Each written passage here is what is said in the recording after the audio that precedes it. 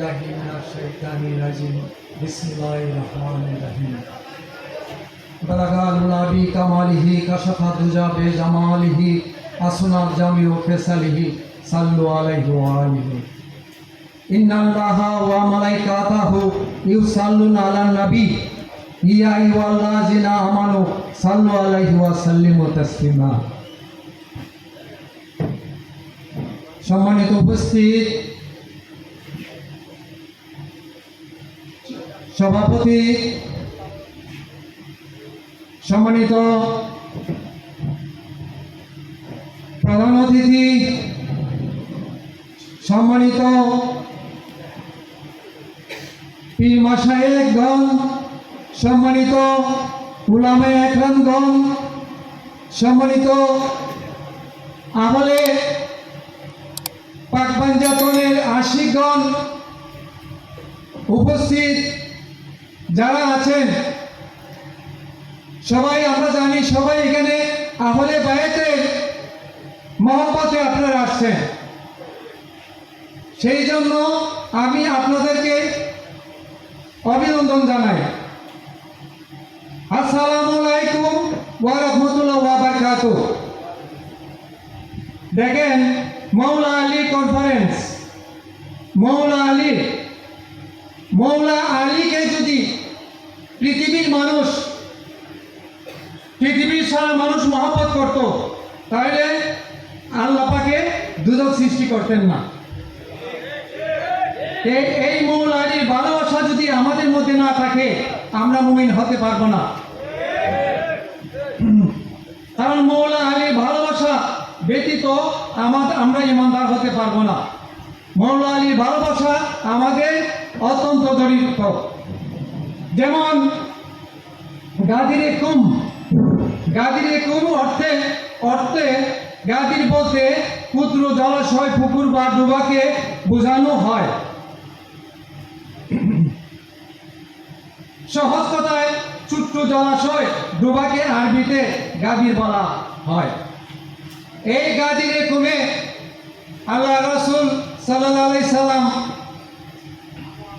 1,24,000 সাহাবীদেরকে নিয়ে একটি মঞ্চ করছেন।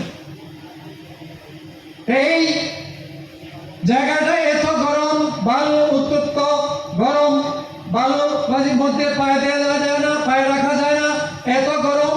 এদের মধ্যে আল্লাহ রাসূলের উটের হাওদা গিয়া একটা মঞ্চ করছেন।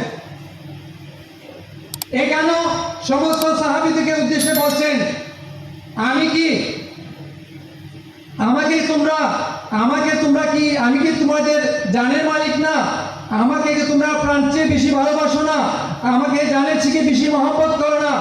সমস্ত সাহাবীরা বললেন, ইয়া রাসূলুল্লাহ, ইয়া হাবিবাল্লাহ, আপনাকে আমরা জানের চেয়েও ভালোবাসি, প্রাণের চেয়েও ভালোবাসি। রাসূল করিম সাল্লাল্লাহু আলাইহি ওয়াসাল্লাম বললেন, আমি কি তোমাদের মওলা নই? সমস্ত সাহাবীরা বললেন, আপনি আমাদের মওলা। তখন রাসূল করিম সাল্লাল্লাহু আলাইহি ওয়াসাল্লাম কি বললেন? আমার মওলা হলো আল্লাহ পাক, আর আমি সমস্ত কুল কায়নাতের মওলা।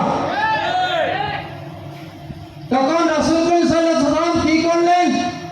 এই মওলা আলীকে এই উটের হাওদার উপরে হাত উঠাইয়া উনি বললেন, মান কুনতু মওলাহু ওয়া হাযা আলীও মওলাহু, আমি যার মওলা, আলীও তার মওলা। আলী নবী যদি আমাদের মওলা হয়ে থাকেন, আলীও আমাদের মওলা। নবী যদি কুল কায়নাতের মওলা হয়ে থাকেন, আলীও কুল কায়নাতের মওলা। এটা আমাদের মানতে হবে। এটা যদি আমরা না মানি, আমরা জানি নবীর আহলে বায়াত আমাদের ঈমান, নবীর আহলে বায়াত আমাদের বিশ্বাস, নবীর আহলে বায়াত ছাড়া যাওয়ার আমাদের কোনো পথ নাই। কারণ নবীর আহলে বায়াত আমাদের ঈমান। কারণ একদল লোক আছে যে আহলে বায়াতের মহব্বত করতে যায়, তারা বলে আহলে বায়াতের মহব্বত করলে তারা শিয়া হয়ে গেছে। কিন্তু আসলে শিয়া শব্দের অর্থ কি তারা সেটাই জানে না। শিয়া শব্দের অর্থ কি? শিয়া শব্দের অর্থ হলো দল, পন্থী। আমরা কার দল? আমরা নবীর দল, আমরা মৌলা আলীর দল, আমরা ইমাম হাসান হুসাইনের দল, আমরা তাই আমরাকে পাক পাঞ্জাতনকে মহব্বত করলে আমরা বললে ভয় শিয়া হয়ে গেছে। কুরআন শরীফে আল্লাহ পাকে ঘোষণা করছেন, সূরা সাফফাতে 83 নম্বর আয়াতের মধ্যে ঘোষণা করছেন, ওয়া ইন্না মিন শিয়াতি লা ইব্রাহিম। কেন হযরত ইব্রাহিম আলাইহিসসালামকে শিয়া কেন বললেন? হযরত ইব্রাহিম আলাইহিস সালাম নূহ আলাইহিস সালামকে অনুসরণ করতেন। তে শিয়া বলতে কি? শিয়া বলতে কি বুঝাইছে? অনুসরণকারী দল, পন্থী। তে আমরা যদি দুনিয়ার দল করতে পারি, রাজনৈতিক দল করতে পারি, রাজনৈতিক নেতাদের দল করতে পারি, রাজনৈতিক নেতাদেরকে অনুসরণ করতে পারি, তাহলে আমরা মৌলা আলী দল করতে পারবো না কেন? আমরা মৌলা আলী দল কেন করবো না? কারণ মৌলা আলীর ভালোবাসা যেমন লাকড়িকে আগুনে যেভাবে খেয়ে ফেলে, লাকড়িকে আগুনে যেভাবে খেয়ে ফেলে, মৌলা আলীকে ভালোবাসলে মানুষের পাককে সেভাবে খেয়ে ফেলে। অতএব মৌলা আলীর ভালোবাসা আমাদের দরকার। কারণ একটা হাদিস শরীফের মধ্যে আসছে, যারা মা খাতুনে জান্নাতের সাথে, মৌলা আলীর সাথে, ইমাম হাসান, ইমাম হুসাইন আলাইহিসসালামের সাথে যারা মিত্রতা করলো, তারা যেন আমি নবীর সাথে মিত্রতা করলো। আর যারা তাদের সাথে অস্ত্র ধারণ করলো, তারা যেন আমি নবীর সাথে অস্ত্র ধারণ করলো। কারা অস্ত্র ধারণ করছে এটা তো সবাই আপনাকে জানা। মৌলা আলীর সাথে কারা অস্ত্র ধারণ করছে, ইমাম হুসাইনের সাথে যারা অস্ত্র ধারণ করছে, ইমাম হাসানের সাথে যারা অস্ত্র ধারণ করছে, তারা এটা সবাই আপনারা জানেন, এটাতে আমাদের বলতে হয় না।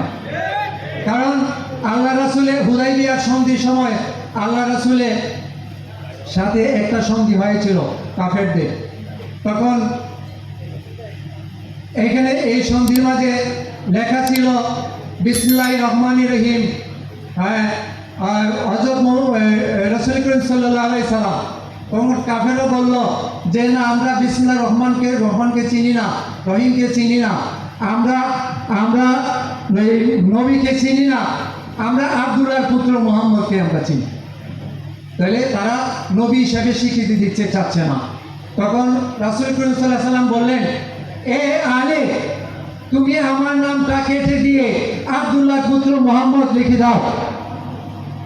তখন মৌলা আলী বললেন, ইয়া রাসূলুল্লাহ, ইয়া হাবিবাল্লাহ, আমাকে ক্ষমা করুন, আমি পারবো না, আমার হাত দিয়া, আমার নিজের হাত দিয়া আমি আমার নবুয়তকে কেটে দিতে আমি পারবো না, কখনো পারবো না, আমাকে ক্ষমা করুন। তখন রাসূল করিম সাল্লাল্লাহু আলাইহি সাল্লাম কি বললেন? এ আলী, আমার সাথে যে রূপ হয়েছে, আমার সাথে হিন্দু খ্রিস্টানরা করেছে, তোমার সাথে একদল বেঈমান মুসলমানরা তোমাদের সাথে করবে। এটা কখন হয়েছিল? এটা সিফিনের যুদ্ধের মধ্যে হয়েছিল। আর এটা বলার কোনো আমি দরকার প্রয়োজন মনে করি না। কারা করেছিল? মৌলা আলীর সাথে যারা মৌলা আলীর সাথে যারা যুদ্ধ করছে, তারা কি কার সাথে যুদ্ধ করছে? তারা কার সাথে করছে? তারা রাসূলের সাথে করছে। এই রাসূলের সাথে যুদ্ধ করা কুফরি না? হ্যাঁ, তাহলে রাসূলের সাথে যদি যুদ্ধ দাঁড় করলো, তারা কি করে মুসলমান হতে পারে? তারা কখনো মুসলমান নয়। আমরা মুসলমান হিসেবে মানি না। মুসলমান হতে গেলে মৌলা আলীকে জানের চেয়ে বেশি ভালোবাসতে হবে।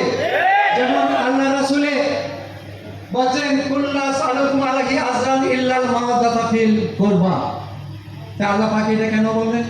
আল্লাহ রাসূলকে কেন বললেন যে আপনি বলুন যে আমার রিসালাতের বিনিময়ে আমি তোমাদের কাছে কোনো পারিশ্রমিক চাই না। কি চাই? শুধু আমার নিকটতম আত্মীয়ের মহব্বত। তখন সাহাবীরা বললেন, ইয়া রাসূলুল্লাহ, ইয়া হাবিবাল্লাহ, তারা আপনার নিকটতম আত্মীয়, যেটা আমাদের মহব্বত করা ফরজ হয়ে গেল। তখন রাসূল করিম সাল্লাল্লাহু আলাইহি সাল্লাম বললেন, মা খাতুনে জান্নাত মৌলা আলী, ইমাম হাসান, ইমাম হুসাইন আলাইহিস সালাম, নামাজ যেমন ফরজ, মৌলা আলী আহলে বাইতের ভালোবাসা ফরজ আমাদের জন্য। এটা কে বলছেন? এটা আল্লাহ পাকে বলছেন। মৌলা আলীর ভালোবাসা আমাদের জন্য ফরজ। নামাজ যেমন ফরজ, মৌলা আলীর ভালোবাসা আমাদের জন্য ফরজ।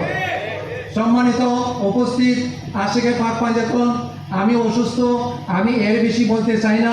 আরও অনেক কিছু বলার আছে, বলে আর শিয়া হয়ে গেছে। শিয়া অথচ শিয়া শব্দের আবিধানিক অর্থ দিয়ে তারা বুঝে না। শিয়া কাকে বলে? শিয়া শব্দের অর্থ দল, অনুসরণকারী দল। তখন পাঞ্জাতনের কথা বললে, নবীর আহলে বাইতের কথা বললে তারা বলে সিয়া হয়ে গেছিল। ইমাম শাফি রহমতুল্লাহ আলাইহি বলছেন যে আমি আহলে বাইতের মহব্বত করতে যাইয়া যদি আমাকে কেউ রাফিজি বলে, এই মুহূর্তে যে ইনসান সাক্ষী থাকুক আমি রাফিজি হয়ে গেলাম। তাহলে আমরা কার সিয়া? আমরা কার সিয়া? নবীর সিয়া। আমরা কার সিয়া? মৌলা আলীর সিয়া। আমরা কার সিয়া? মাহাতুনে জান্নাতের সিয়া। আমরা কার সিয়া? ইমাম হাসান হুসাইনের সিয়া।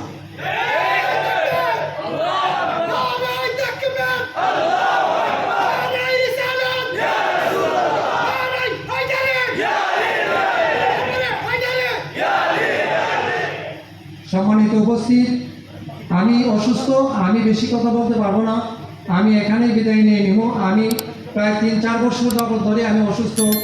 মাদ্রাজ থেকে ঢাকা পর্যন্ত অন্তত পর্যন্ত আমার লাগাতার চিকিৎসা চলছে। আমি জুড়ে কথা বলতে পারি না, আমি আর আমার বক্তব্য দীর্ঘায়িত করবো না, এখানে আমি সমাপ্ত নিয়ে নিলাম। আসসালামু আলাইকুম ওয়া রাহমাতুল্লাহি ওয়া বারাকাতুহু।